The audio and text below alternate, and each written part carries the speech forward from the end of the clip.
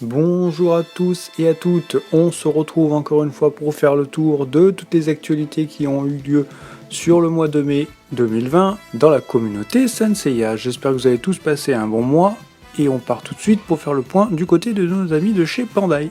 Pour nos amis japonais, le mois de mai représente la sortie de la seconde figurine Gai Divin Hagen de Merak. En ce qui nous concerne, pour nous les Européens, on va avoir le droit à la sortie de Io de Scylla, qui a été fin mai. Je vous rappelle qu'elle a été sortie au mois d'avril au Japon. En termes de précommandes qui ont été disponibles ce mois-ci, rien d'extraordinaire, aucune nouveauté, puisque Bandai nous propose uniquement la réédition du Milo en version Soul of God pour la fin de l'année. On a aussi également eu la confirmation que l'Aphrodite Revival sera bien pour septembre 2020, et on termine l'actu de Bandai en faisant un rapide point récapitulatif sur le calendrier des futures sorties. On passe ensuite à la catégorie qui concerne les marques alternatives. Il y a une marque qui en ce moment est en pleine bourre, c'est J-Model. J-Model a beaucoup de projets sur le feu. Le premier dont on va parler ensemble, c'est la future sortie d'un Poséidon en version EX. Donc ce Poséidon, on a pu voir les premiers moules, les premières pièces sorties des moules ce mois-ci. Et la marque J-Model a annoncé qu'ils allaient faire 3 versions. Donc la version dite couleur normale, donc la version que l'on a dans le dessin animé, une version silver, ce qui est devenu classique chez eux, et une version avec une teinte bleue qui se rapproche en fait, ce qui correspond à la version du Poséidon que l'on avait eu en Mid-Close classique pour le 15e anniversaire. Et en même temps qu'ils vont nous sortir un Poséidon, ils nous ont aussi également montré des photos pour le Sorrent, puisqu'on a vu les premières images de la fabrication des premières pièces pour Sorrent, à savoir les mains, et à savoir un premier visuel d'un personnage en couleur normale, que l'on courait dans l'animé, et un personnage en couleur bleue. La marque J-Model a également continué à lâcher des petites news sur leurs différents projets pour le futur. On a notamment vu une photo sur laquelle on peut reconnaître les pièces de Rune de Balrog. J-Model a ensuite montré quelques photos qui allaient censées être les couleurs disponibles pour leur Ares. Donc, comme je vous en avais parlé la dernière fois, on aura une version en couleur normale, couleur qui a été sortie par Bandai, une couleur violette avec des teintes vraiment violacées, et une couleur dite gold, une gold édition, voilà, qui aura les mêmes teintes qu'une armure d'or des chevaliers d'or en fait. Et là où J-Model a frappé fort ce mois-ci, c'est qu'ils ont décidé de se lancer dans la gamme des DD Panoramation. On sait donc que Bandai avait un petit peu, voire même carrément abandonné le format DD Panoramation, et donc J-Model a décidé de s'engouffrer dans la brèche, faisant nous sortir quelques figurines de ce format-là. On a notamment pu voir et avoir une confirmation que la première à sortir allait être un Camus du Verseau. On a vu sur un visuel qu'il travaillait également sur une version pour Aldébaran et pour Milo du Scorpion, puisque un premier visuel des pièces sorties des moules des visages de ces personnages était disponible. On peut distinguer que Camus porte une partie de l'armure du Verseau, mais porte aussi une partie de l'armure du Poisson. Doit-on y voir un signe que J-Model prévoit de nous sortir ces 4 figurines-là ? Réponse dans les mois qui arrivent, je pense. On continue avec une marque qui elle aussi se lance dans un projet, c'est apparemment celui de nous faire donc les surplis, les renégats, en version EX. Vous savez, on en avait déjà parlé, CS Model avait prévu de se lancer dans la réalisation d'un Shura donc du Capricorne en version surplis, en version renégat. Donc l'armure est disponible, la figurine semble terminée à la réalisation et on va pouvoir faire l'acquisition de ce personnage-là. Il y a 2 façons de pouvoir se le procurer. Une première qui sera fournie avec un corps une version de l'armure normale et une version broken. Vous avez aussi la possibilité d'acquérir la figurine avec 2 corps, l'armure normale et l'armure en version broken. Cette version de Shura étant disponible sur les précos, ils ont décidé ensuite d'attaquer sur un second personnage qui sera Saga des Gémeaux. Saga aura le même principe que pour Shura, donc vous aurez le choix entre un corps ou 2 corps si vous voulez exposer vos personnages dans les 2 modèles possibles. Autre marque qui elle aussi s'était lancée dans le délire d'Ares, le délire de toutes les couleurs d'Ares, c'était Great Toys. Donc Great Toys, on en avait parlé le mois dernier, on savait qu'ils allaient sortir un Ares en version Senchacho, dans la couleur que l'on connaît, de la même couleur que Bandai. Ils nous ont étonnés puisque ce mois-ci ils sont revenus avec des clichés d'une armure qui est censée représenter donc ce personnage d'Ares mais dans une version dorée. Great Toys ne s'est pas arrêté là ce mois-ci pour ses petits projets puisque 2 autres sont apparus à l'affiche. Le premier, c'est une version de la première femme chevalier. Vous savez, je vous avais déjà présenté leur projet qui était de réaliser les 12 chevaliers d'or en version féminine. Le premier sera donc le bélier dans l'ordre du zodiaque. Cette petite dame se prénomme Dolores et on peut voir un premier visuel de ce que peut donner l'armure donc du bélier sur un corps féminin. Le deuxième projet a été teasé avec une image version pixelisée, en version comme les consoles 8 bits de l'époque. Notamment, on peut, je pense, assez aisément reconnaître une version de Seiya en armure d'Odin. C'est la seule image que l'on a de ce projet.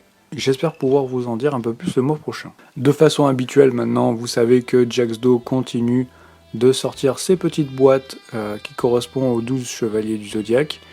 Et ce mois-ci, ils ont continué puisqu'ils nous ont sorti la boîte du Sagittaire. Voilà, toujours le même principe, toujours le même format, toujours le même prix. Et on se rapproche du mur de 12 dioramas. Petite marque qui est ensuite habituée à nous sortir des petites scénettes avec des personnages en version enfant, SHG Myth Museum. Cette fois-ci n'a pas montré de visuel de son prochain projet, mais juste une version crayonnée, voilà, comme si c'était une capture d'écran d'un moment de l'animé. La prochaine figurine sera donc un Yoga contre un Isaac. Je vous avais parlé le mois dernier d'une marque chinoise qui s'était amusée dans la réalisation d'un appendix pour Asmita de la Vierge. Ce mois-ci, ils reviennent, puisqu'ils sont encore partis sur un autre projet de type Lost Canvas. Ils se sont lancés dans le dégel du Verseau. Donc pour l'instant, juste des petites photos d'un prototype 3D, pas de réalisation, pas de colorisation, on en saura plus le mois prochain je pense. Attaquons maintenant le gros de cette vidéo, la partie qui est toujours la plus fournie, la partie des résines. Et croyez-moi, ce mois-ci, c'est encore le bordel, c'est encore porte ouverte en termes de création dans la communauté Senseiya, on va voir tout ça en détail. On commence par une qui est des plus actives en ce moment, c'est Titan Jackie Art. Titan Jackie Art donc a terminé la réalisation de son Radamant du Wyvern.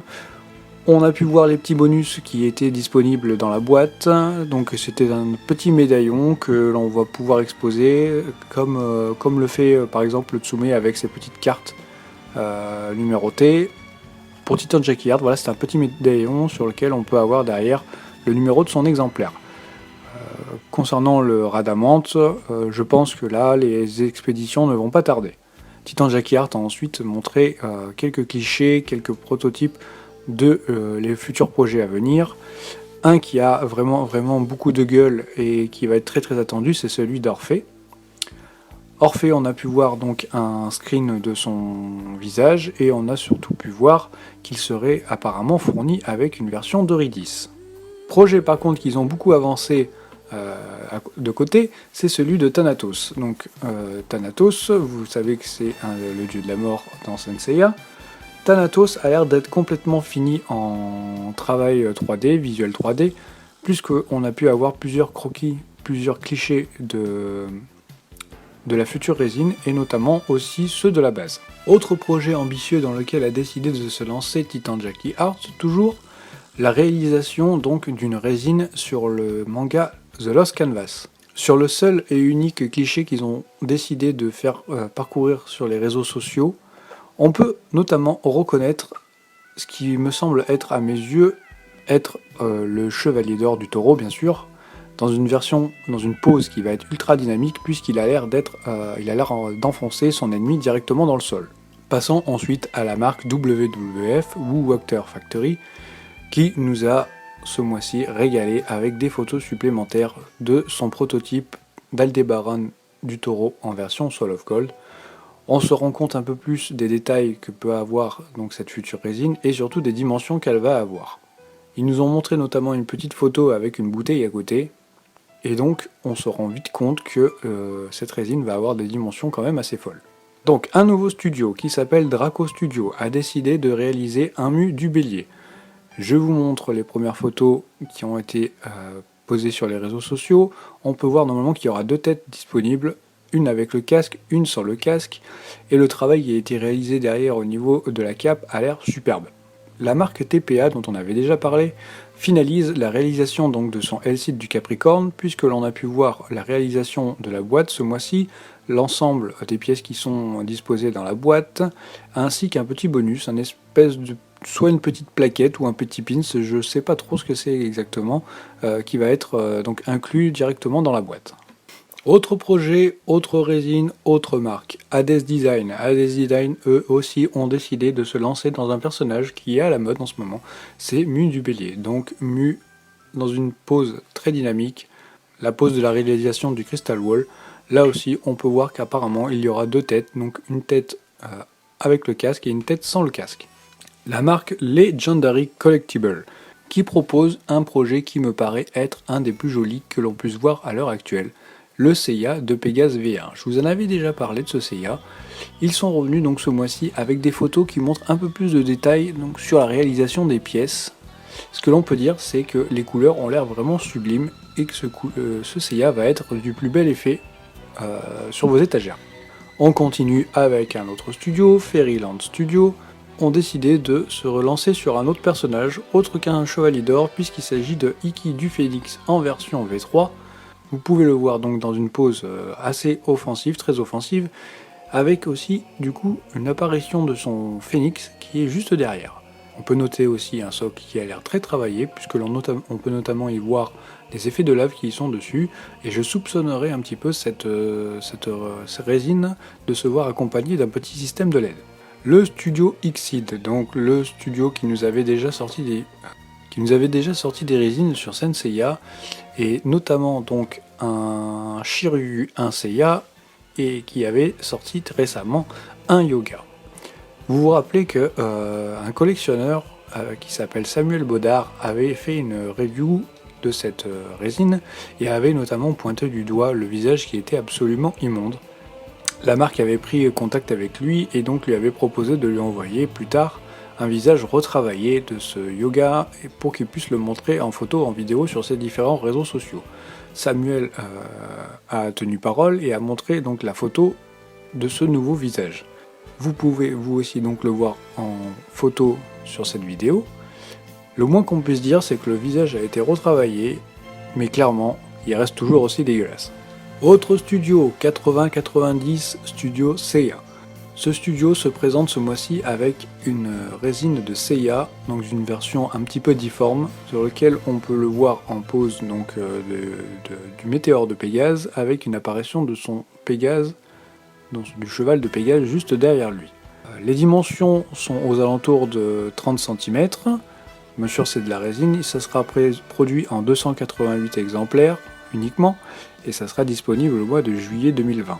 En termes de prix, ça va être aux alentours des 165 €. Quelque chose qui m'a fait beaucoup rire ce mois-ci, j'ai hésité à vous le présenter dans cette vidéo, parce que pour moi on est un petit peu à la limite d'un produit Senseiya. Donc un studio qui s'appelle Joker Studio a décidé de réaliser un espèce de crossover avec Pokémon, puisqu'on peut voir un Pikachu revêtir l'armure de Shaka de la Vierge et revêtir l'armure d'Hadès. Donc ces deux figurines vont sortir en résine. J'ai aucune idée du terme de prix, de la date de disponibilité. Si ça intéresse certains, je donnerai quelques infos supplémentaires dans les prochaines vidéos. Le studio Soulwing, studio qui était inconnu jusque-là, qui est apparu ce mois-ci, nous a teasé qu'ils allaient bientôt travailler sur des projets Senseiya puisqu'il nous a montré un visuel avec des personnages ombrés d'Aldébaran et de Mu. Aucun autre cliché à se mettre sous la dent, aucune info supplémentaire de taille, de prix, de date de disponibilité. J'espère que le projet n'est pas tombé à l'eau et qu'on pourra en reparler le mois prochain. Studio qui a beaucoup travaillé ce mois-ci, Z Studio. Z Studio va donc finir de nous réaliser son Thanatos en version 1/6 et va se lancer directement après à la suite de la réalisation de son Hypnos, donc toujours en taille 1/6. Marque dont on avait déjà parlé plusieurs fois, Immortals. Le Chaka de la Vierge est sorti des usines, les colis sont en cours d'envoi et je pense même que certains d'entre vous ont déjà dû commencer à recevoir leur résine directement dans leur chaumière. Feather Studio, on en avait déjà parlé par rapport à la réalisation d'un yoga du cygne en V2 dans une pose très offensive. Ce mois-ci, ils reviennent avec donc pour idée de réaliser en version un peu plus limitée, tirage beaucoup plus restreint, toujours ce même yoga mais en version Power of Gold. FOC Studio. Je vous rappelle que ce studio-là avait fini de nous présenter la réalisation d'un Saga des Gémeaux avec deux possibilités, soit vous le mettez en version Ghost, soit vous le mettez en version Saga directement avec le casque sous le bras. Et bien donc les précommandes pour cette résine ont été lâchées ce mois-ci, tout est parti en quelques heures, et donc dans la foulée ils nous ont montré qu'il y allait avoir la réalisation d'un buste pour pouvoir avoir une version de Canon. Cette marque a eu beaucoup de succès pour son Saga, je pense qu'ils vont revenir bientôt à la charge avec un second personnage. Marque qui se remémore à nos souvenirs, Fire God Studio, je vous rappelle qu'ils avaient fait des visuels pour une réalisation d'un Shiryu Doko de la balance. Ce mois-ci, ils arrivent avec des premiers visuels pour une résine qui sera un mix entre Mu et Chion du bélier. Comme pour la balance, je pense qu'on la pourra alterner entre les deux têtes du personnage. Et pour terminer, un dernier studio, lui typiquement chinois, dont je vais catégoriquement refuser à essayer de prononcer le nom dans cette vidéo. Ce studio avait produit des visuels le mois dernier pour un Mu du bélier. Ce mois-ci, juste une petite photo en fin de mois pour nous montrer qu'ils sont en train de travailler sur une version de Saga des Gémeaux. Il est temps maintenant de parler de nos petits travailleurs indépendants, de nos petits artistes du monde de la communauté Senseiya. Un artiste qui fait toujours du très très bon travail, mon ami Artrix. Je vous rappelle que le mois dernier je vous avais parlé qu'il était en pleine réalisation d'un Iki du Phénix. Ce mois-ci, il nous a montré quelques photos supplémentaires, donc du travail, du sculpte qu'il est en train de réaliser pour le haut du personnage, et notamment pour le visage, pour le casque. On lui souhaite bon courage pour terminer tout cela. Il nous a montré ensuite des photos du travail qu'il est aussi en train de réaliser pour son Saga. Saga dans une pose ultra offensive avec un petit diorama tout autour, et c'est d'une beauté exceptionnelle. Autre artiste qui a de l'or dans les mains, mon ami Lotaro Martin Cataldo, qui en début de mois nous a présenté des premiers visuels d'un buste de Canon Dragon des Mers. Et en fin de mois, en fait, ce buste de Dragon des Mers était en fait une réalisation du corps entier du Dragon des Mers. Je pense et j'espère pouvoir vous montrer quelques éléments supplémentaires dès le mois prochain. Bon courage à lui. Et pour terminer, le plus grand projet indépendant sur Senseiya du moment.